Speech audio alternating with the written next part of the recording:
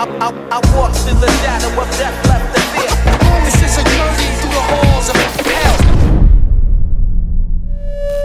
Yes people, what is good? I am BA, back once again with another reaction in the Fargo series. This is episode 8 of season 5 and it is called Blanket. Last episode. So it turned out that it wasn't a bomb underneath Werewolf Guy's car, it was a tracking device, and Gator had this plan that he was going to follow him back to his residence, shoot him, then take the money back from him. What confuses me about that is, why didn't Gator just try and kill him on the ranch if that was his plan? It seems like a really long way around going about what he wanted to do. Anyways, earlier in the episode we'd met the woman in the house's son who was a douche, so Werewolf Guy instantly killed him. I'm assuming that was the body that was on the rocking chair by the window, because Gator did shoot the head off of someone, but we see that Werewolf Guy is pulling the string to rock the chair, which I feel like is a throwback to episode 1 when Dorothy used the string to lure him upstairs, so I wonder if he's literally stolen that from Dorothy's playbook. And then that poor woman, she came outside attacking him because he was trying to break into the car. He pushes her, she slips and has a brain hemorrhage. Just what a horrible shame. She seemed like a nice lady, literally putting up with a werewolf unfairly choosing her house to lodge in with no payment. And then we had the whole doll segment with Dorothy, which was really creative and it was brilliantly filmed, especially the actual story itself she was retelling with the dolls. It was just brilliantly done with all the sets and puppetry, etc. But after that really large and interesting sequence, she just like reawakens staring down at her pancake as if she'd just imagined that in her head. Like, even to find someone to help her testify against this sheriff is a fantasy in her head. And then even more fucked up, she walks outside of the diner and a lorry smashes into a car, which then hits her. She wakes up in the hospital bed being told her husband's been by her side the whole time. Comes in the room and it's the sheriff, and you could just feel how defenseless she must have felt just sitting in that bed after an accident, and this absolute creep once again looming over her, casting a shadow. I've got faith in Dorothy that she's going to figure this shit out, but yeah, I am worried for her, so let's get into this. This is episode 8 of season 5, Blanket. Let's check it out and see what it's saying to it.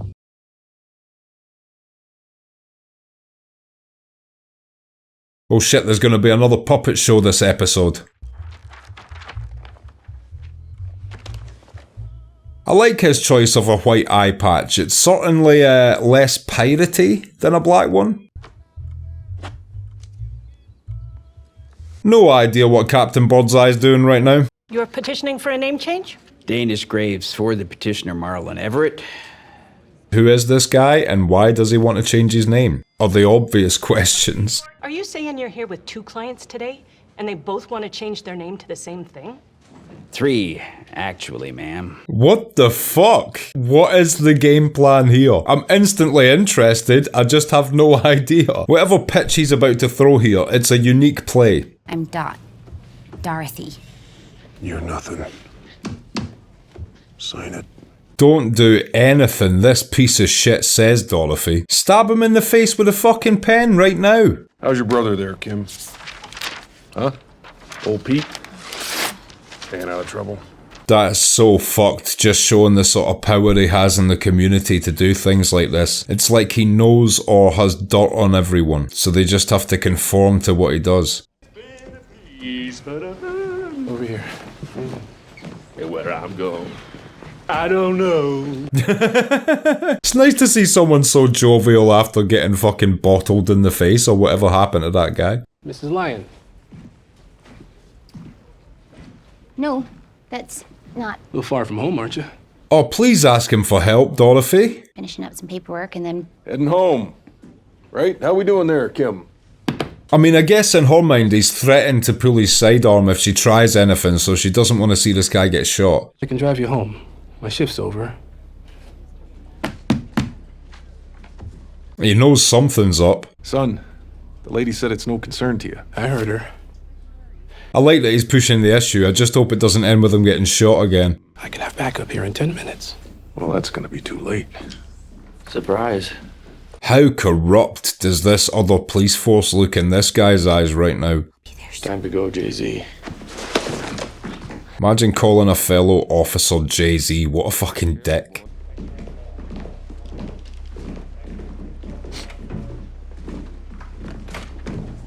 The guy that plays Gator is doing such a great job of making me fucking hate him. He better be careful. At this rate, when the final season of Stranger Things drops, I'll be like, you fucking piece of shit. What was her demeanor?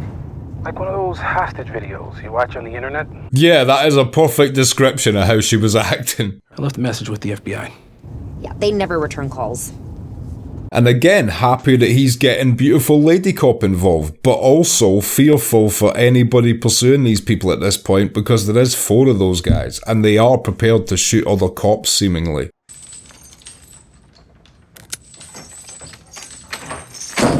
And she ran away from this? You broke your vow. You broke my fingers, my collarbone, 3 ribs. You dislocated my jaw. Fucking hell, so that was all him. All those photos in that file of all the different injuries were all him. What an absolute monster. Please, I can't be here. I'm Scotty's mother. Why do I get the feeling the sheriff will give less than 1/10 of a fuck? He's my best friend. We went ice skating on our first date. Anyone else out there had an ice skating first date? Never been there myself. You made a mistake when you left me. That means everything come after that is a mistake too. My daughter is not a mistake. Fruit of the poison tree. Oh, he's such an ignorant douchebag. I'll promise to let you go just as soon as you beg me to let you stay and mean it. That is so twisted. Imagine asking that of someone after beating them half to death. One more wife and he gets a set of steak knives. Shut up. I don't want to hear you speak. Is this his new wife? Oh, fuck her as well. I thought maybe she'd be able to understand Dorothy's situation or refuse to call her Nadine because she wouldn't want to call herself that. And the hypocrisy straight away, of course, is that he expects Dorothy to adhere to her promised marriage, while at the same time having, you know, got a new girlfriend or wife himself. Lars? Best case scenario, there was a horrible fire downstairs and he burned alive with all his golf equipment. It's the middle of the day. Wait, what are you doing home? Oh, there's a woman hidden in this room somewhere, isn't there? Hi. Yeah. Sorry. What are you sorry for? Besides betraying all women everywhere. I mean, I wouldn't put that big of a burden on her head. It's on her, of course, but yeah, that's a huge, huge weight you're putting on her shoulders there. She might be a whore, but she's not Atlas. You can't get to the grocery. You put your dirty drawers in the hamper. You can't even shovel a walk or remember my birthday to save your goddamn life. Even the woman he's cheating on her with is starting to think, rah, this dude's quite fucking pathetic. You can leave the toilet seat up on someone else's life from now on. So thankful she gave him this speech as well. I mean, from episode 1 I've been saying, what the fuck is she doing with this idiot?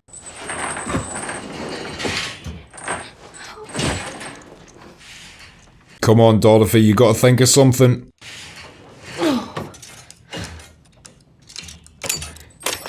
She has been like a MacGyver this season. Are we gonna get some kind of reveal as to how she's so savvy at making little traps and stuff? Or is that just, you know, she's smart, she figures this shit out?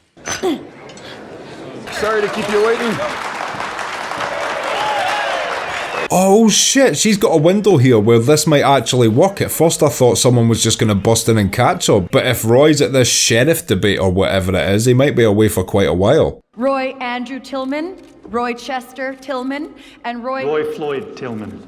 Oh my god, that is fucking genius. Oh, I see what they've done. This is gonna confuse the voting to such an extent there'll be no guaranteed way to know who's voted for who.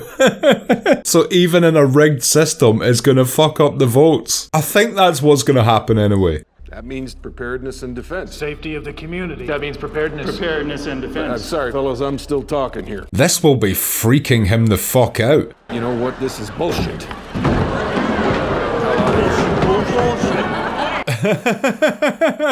Captain Birdseye's little wry smile. It's fish fingers tonight, boys. Tillman's together. Hey, that's assault! Sheriff! Holy shit, that's not good publicity.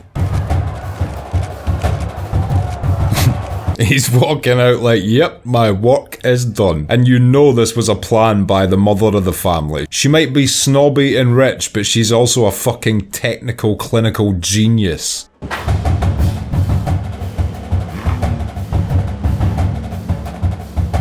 Fargo's got great timing for playing like cool drum solos and trumpet solos during badass moments. Specifically of people leaving buildings as well. They like their badass walkouts. Dad wanted me to hang back.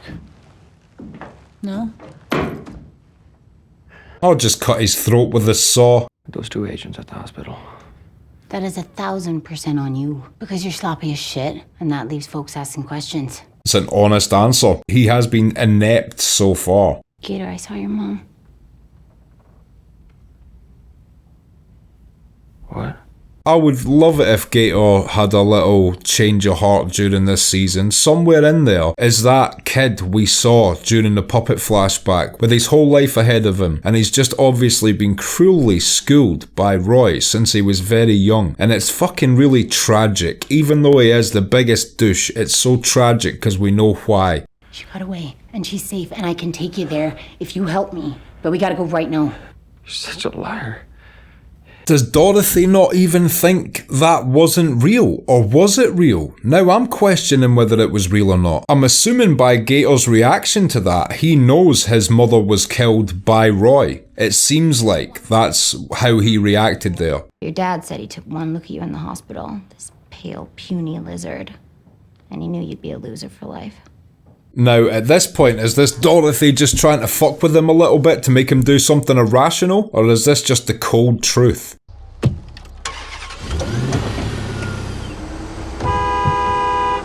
Yeah, that totally fucked with him. Understandably as well, if Dorothy was telling the truth. Not about his mother making it, I still think that was in Dorothy's head, but the other stuff she said was 100% truth. I'm gonna shoot you for trespassing. Not until I talk to Mrs. Lyon. Look at the way he's even holding the gun, it's so unprofessional. Like, this is meant to be a police officer right now, holding it like he's about to do a drive-by. I actually appreciate that last scene we got of Gator and Dorothy, because you know now when he's doing his douchebag shit, it doesn't annoy me. Up until that last scene, this would have annoyed the fuck out of me, but see everything he's doing, it's all posturing. It's all bad training, it's all trying to impress the wrong people, and by God, I'm sure we've all met people like that in life that just needed to be a bit more independent and a bit less impressionable, and they'd be nicer people. And it's even worse in this example, because this is a dude that's been taught that from his parental figures, which is just heartbreaking. Oh shit, your problems are just beginning, my friend. Not about having a shit day and then looking in your rearview mirror to see a vengeful werewolf in the backseat. No, Dorothy Lyon, the daughter-in-law. What about her? She's at the ranch. Roy Tillman, he has her. Oh, thank God he's told him, because if he gets word back to the mother, she's got the fucking resources to get some shit done. Dorothy will have escaped by then, of course, but in the meantime... Look, whatever you're gonna do it fast. It's good advice, man. That cop is doing everything within his power to try and help Dorothy. And as he should, because she saved his fucking life. Well, it was 50% Dorothy, 50% Ice Scraper. We have to give the Ice Scraper partial, if not equal credit in that scenario. Not maybe because it was a perfect 50% split in that scenario, like Dorothy did all the twisting, but because of the historic significance of the Ice Scraper during the show, I'm increasing its value in the situation to make it equal. I probably overanalyzed the Ice Scraper value during the saving of the cop's leg scene there, but you know, these things happen when you're doing reactions. Let's roll! Well, that was just awful. The way they were laughing at you. Karen. I personally thought that scene was glorious. Rubbing her sins in our face. She's the albatross. It's not me.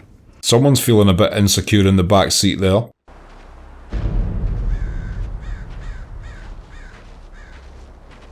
It's good to see him get rattled, though he hasn't been rattled much this season yet. I'd just like to see that smug smile get wiped off his face. But also, you think this'll probably be when he's at his most dangerous. But I mean, he's still got a werewolf assassin to deal with on top of all the other problems he's currently facing, so I don't see how he's going to win this scenario. He's against a super rich woman, a werewolf, and Lady MacGyver. What's he going to do? This looks like it's a great acting performance, but in actuality, all that's going through his head right now is don't slip, don't slip, this is a good take, don't fucking slip, oh this snow feels slippy, keep your walk looking badass, but please don't slip. Jesus Christ, can we get through this take without me falling on my ass like Gaetano in season 4? Now he's thinking, okay, we've got a corner coming up, keep steady. Oh, he took that corner like a pro. He took that corner like a pro. That's why these guys make the big bucks. Acting? Snow cornering.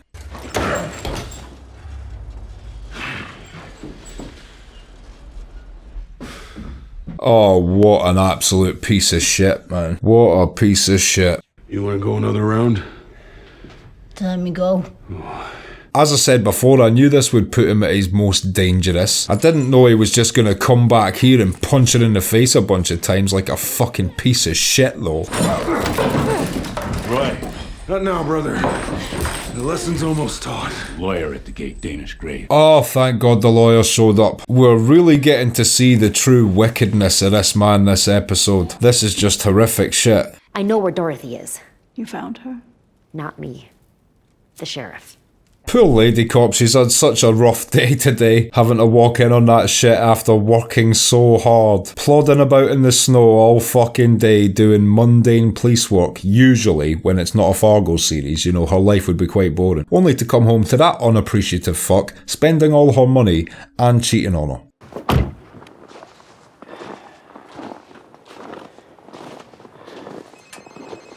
Up to this point, this character struck me as pretty bulletproof, but I actually worry for his safety in this scenario. This might end badly for him.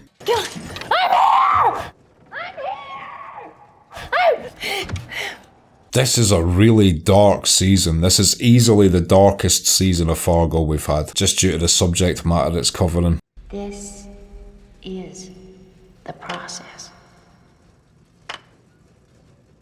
We will never forget the high quality and also high fucked upness of that puppet show. Today was humiliating for you. I know you're sitting there thinking it wasn't that bad, but believe me, it was. He's right, it was pretty bad. You're gonna lose your election, Roy. It's gone. Out of your grasp. Yeah, it probably doesn't bode well for him when he's punched the host of the debate in front of the entire press. My client is prepared to deliver this election to you in exchange for the immediate return of her daughter-in-law. I mean, I hope he doesn't do what I think he's gonna do, but I feel like he might just shoot this guy to death in this scene. I had a feeling this shit was gonna happen. I'm not even that shocked because I had this weird foreboding sense of terror as soon as he walked up to the farmhouse, knowing the mood Roy was in.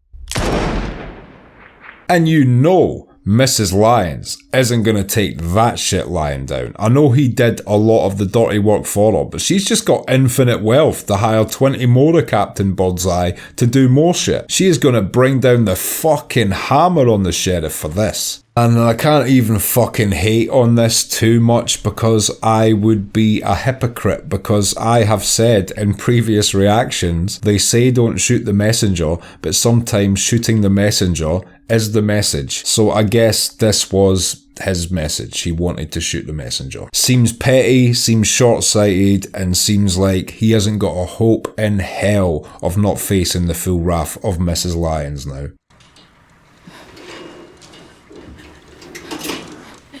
The one downside, of course, is Dorothy's not getting an immediate release, so God knows what's going to happen to her in the meantime. This actress, by the way, I've never seen her to my knowledge in anything before. She's killing this shit. I know some people said she was in Ted Lasso or something like that. I've never seen that show, so this is the first time I'm seeing her, and she's incredible in this. Okay, and that was episode 8 of season 5 of Fargo, Blanket, and I will be back in just a minute with my thoughts on that. So, Blanket, what did I think of that? This episode was so bittersweet because it started with Dorothy's imprisonment, of course, but all the different things that happened throughout it. I mean, first we got to see the true nature of Roy's wife by her instantly siding with Roy and hating Dorothy in that situation. And then we get to see the true viciousness of Roy and the way he treated her, even earlier, you know, chaining her to the floor and all that savagery. But in the last scene with him and her, especially, just horrific domestic violence. I don't even know if you could call it domestic violence because she's not his fucking wife. She's a kidnappee, so it's just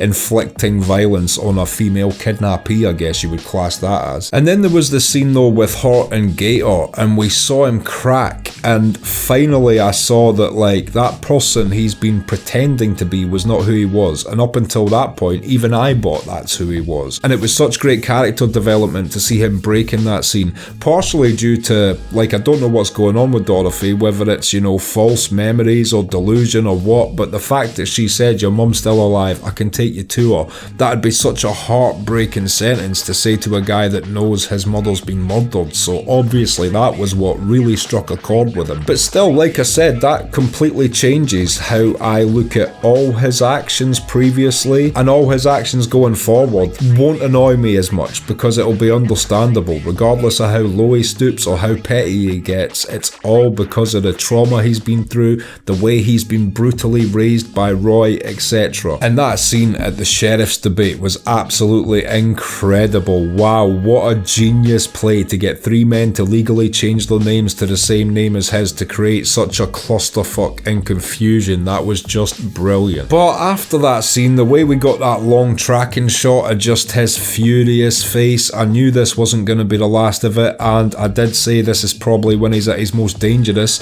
And what happened after that? He went home and beat up Dorothy and then shot the lawyer dead while he was getting offered a good deal. I mean, absolutely pointless, petty behaviour. And again, as I said, I had that feeling though that for the first time, and it was weird because like I said, up until that point, he had literally felt like a sort of untouchable character in a way to me this season, because he is the messenger. He's just the guy that's enforcing the decisions made by Mrs. Lyons. He's her physical presence in her actions, if you will. And for some reason, as soon as he got out of that car and looked up at the farmhouse, I just got a sense of dread, like, oh, this guy's gonna die. Don't know why that was or if anybody else felt the same, but yeah, quite strange considering how untouchable he was in my eyes up until that very moment. And as I said, the sheriff shooting him dead, you would assume that Mrs. Lyons is going to go absolutely furious, and I cannot wait to see her wrath. The only downside is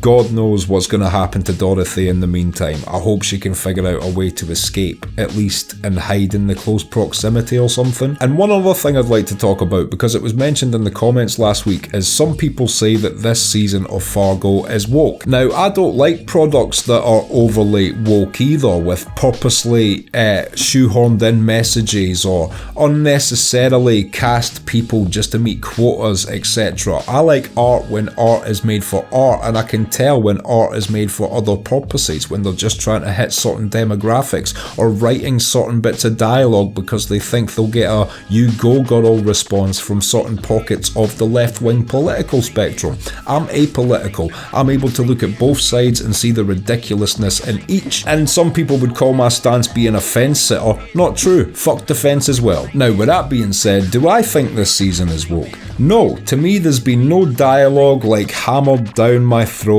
about any sort of political message one way or the other. Now, are the characters political? Yes, but I would argue there is good and bad left-wing characters and good and bad right-wing characters on both sides, and I'll explain why I think that. I think Roy is the personification of everything the left thinks about what your typical right-wing person is, especially from a southern state in the USA. And while he is a walking right-wing stereotype, he is also clearly obviously an evil character. However, I would say that Mrs. Lyons is also an incredibly right-wing character, as illustrated in the very first scene we saw of her when she was making her family pose with guns for the Christmas photo, the fact she's incredibly wealthy and capitalistic, etc. All very what people would see as right-wing stuff. Yet she utilises her right-wing mentality for the forces of good. Adversely, there's characters like Dorothy or Good Lady Cop, which you could say were examples of good left-wing virtues. But also, Dorothy's husband is obviously a very left-wing character,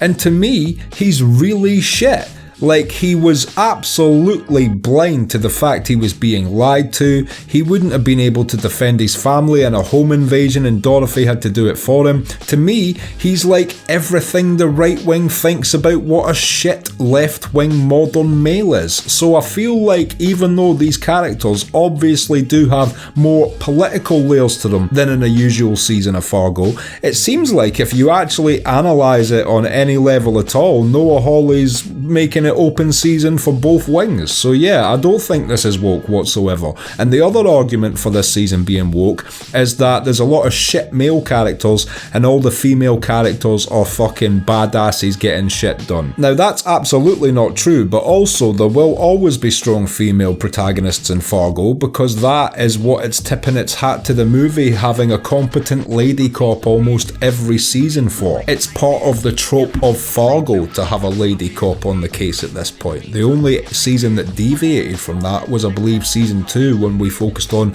Molly Solverson's father for the season. And then there's also Dorothy, another great female protagonist in this season, and then there's Mrs. Lyons. And are all three of them very capable, good females? Yes. Are they written unbelievably to me? No. I mean, Dorothy has clearly been through hell and back to develop her skill set. Lady Cop is just trying to be her best Lady Cop. She's not showing any otherworldly abilities. And Mrs. Lyons is just flexing her wealth, which is something that wealthy people can do. So they're not written to be imperfect superheroes. They're just capable due to their varying sets of circumstances, and it's believable and again not forced down my throat. My other counter to that argument is, first of all, you've got the black cop who was shot in the leg and is now on the case and letting the right people know and doing everything that he can to help this case, just like beautiful Lady Cop is. So he is, first of all, a good male character in this season. Second of all, we've got Werewolf Assassin, who is clearly the most badass character in this entire season, and he is a male character. So yeah, I think it's a bit short-sighted to argue that this season only has badass females and no badass males, and also that all the males are dumb and all the women are great, and also that it favours one political wing and criticises another, because from my analysis, and like I said, I don't have a political wing so I can analyse this shit fairly, it seems to be taking pot shots at both sides and, you know, showing the benefits of both sides. So yeah, I don't think this season is woke, and it was another great episode, and I cannot wait to see what happens next week. If you've liked this video, click like, subscribe to the channel to see more videos like this, ring the bell to be notified as to when they drop. If there's anything you want to talk about, comment down below, and share this around to anyone you think might appreciate it or want to watch these reactions along with us. My Patreon link is down in the description. If you become a patron, you get access to my blog, you get access to these reactions I put on YouTube a month and a half in advance, and you also get access to full-length versions of everything I react to. So consider becoming a patron, it helps me and my channel out so much, and until next time, I have been BA, peace.